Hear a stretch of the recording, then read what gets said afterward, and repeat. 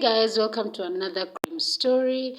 And this is a murder case that happened 42 years ago on July 31st. Okay, and it involves two teenage girls in Switzerland in the canton of St. Gallen. Okay, where their bodies were found in Cobblewald Crystal Cave.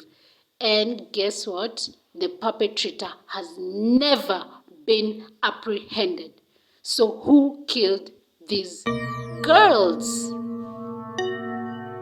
Being one of the most unsolved crime mysteries in the history of Switzerland, this story begins in a small town called Goldak, where these two girls were staying with their parents. And the girls were 17-year-old Brigitte Meyer and 15-year-old Karin Gatica.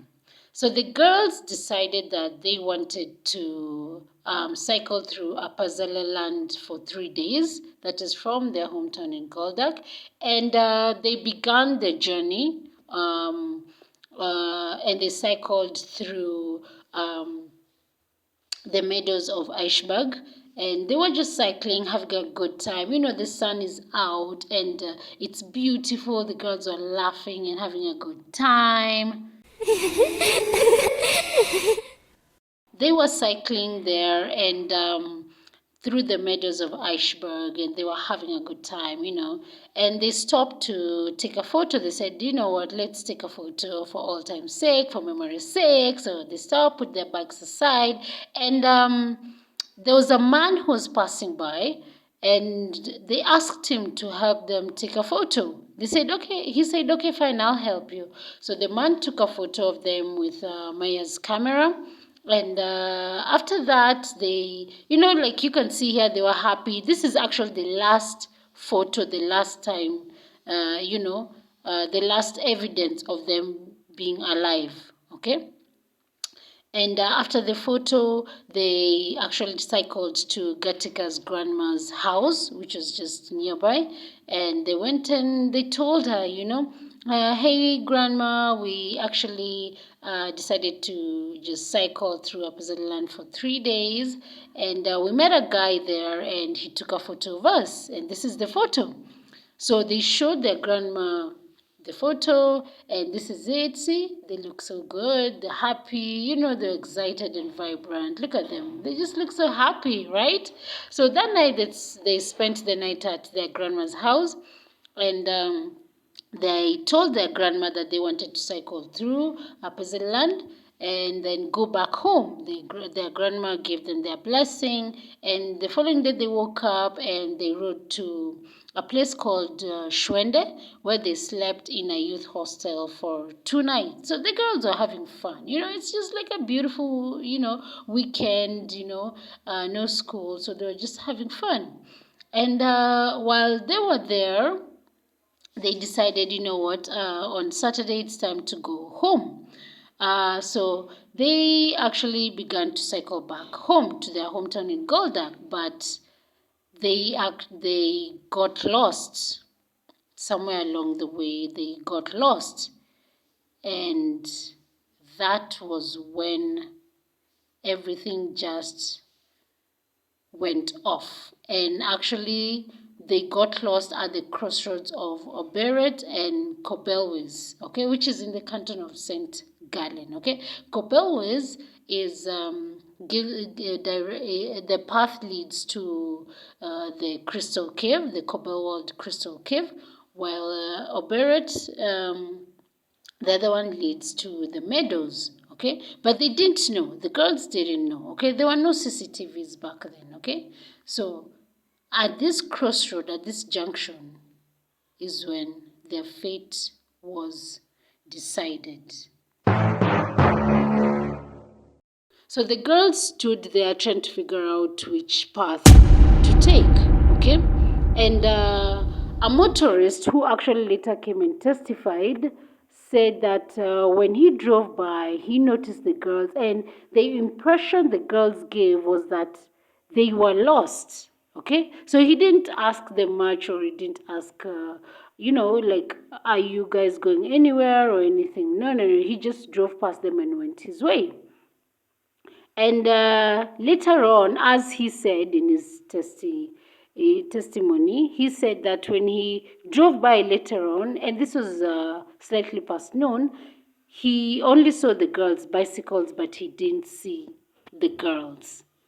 So where did the girls go? What really happened? Did someone pick them up? What really happened on that crossroad? What happened?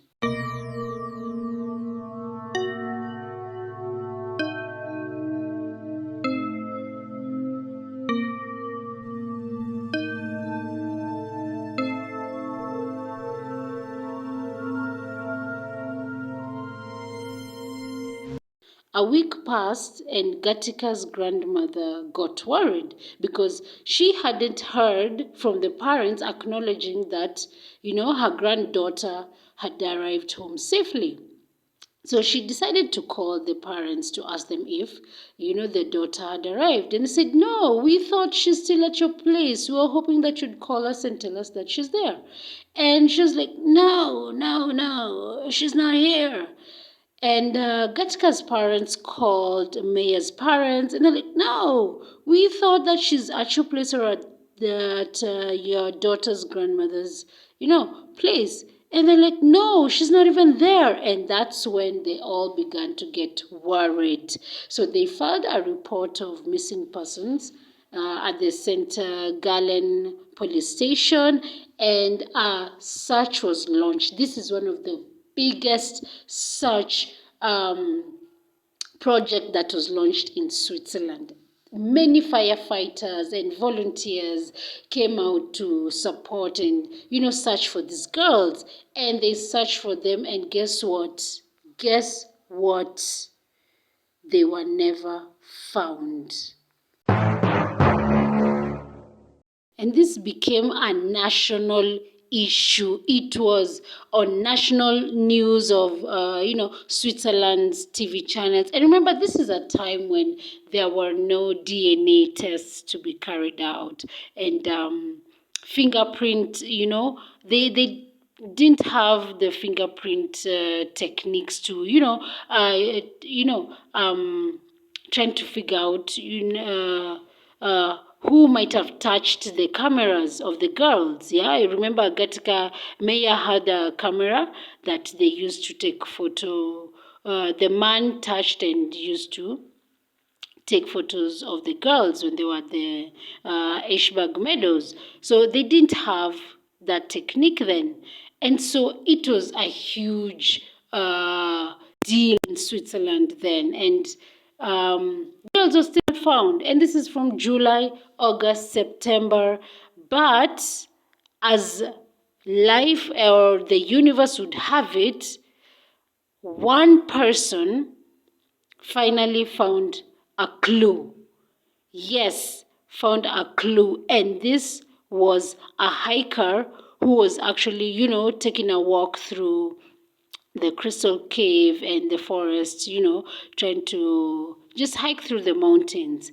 And when he was there, he was almost getting to the cave. He actually noticed the smell of a decomposing body.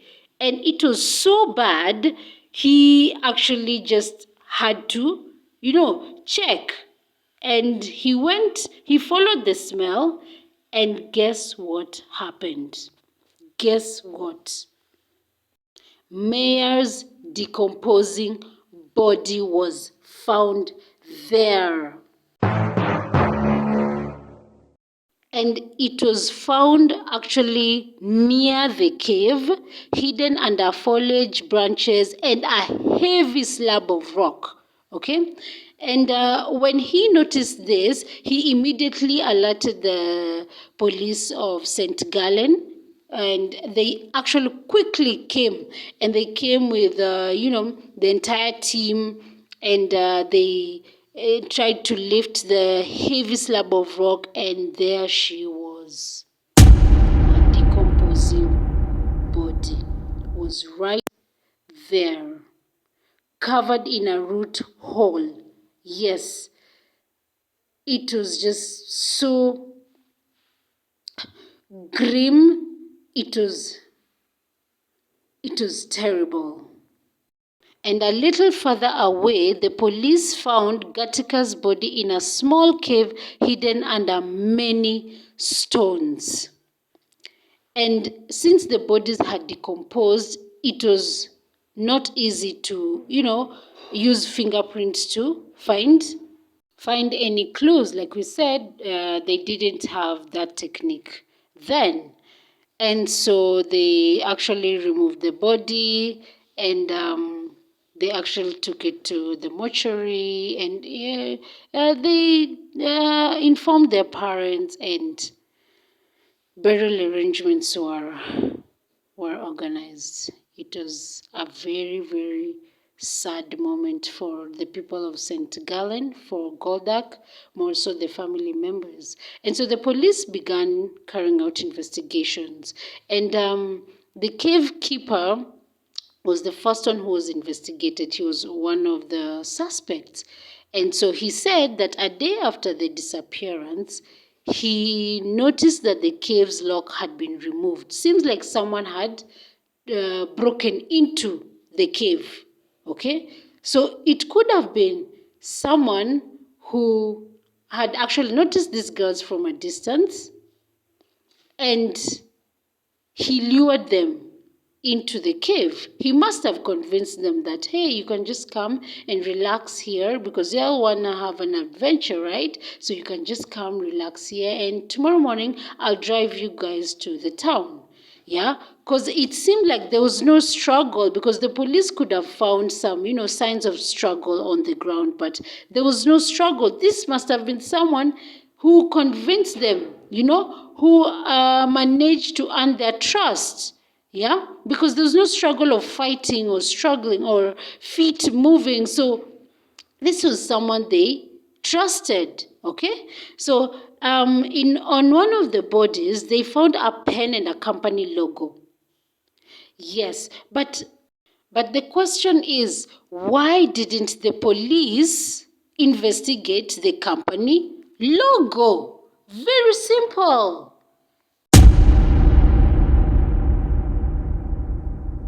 And as they continued to narrow down on their, suspects, they actually apprehended an architect, 3 cave guards, and a sex offender. But none of them actually fit the description of the perpetrator.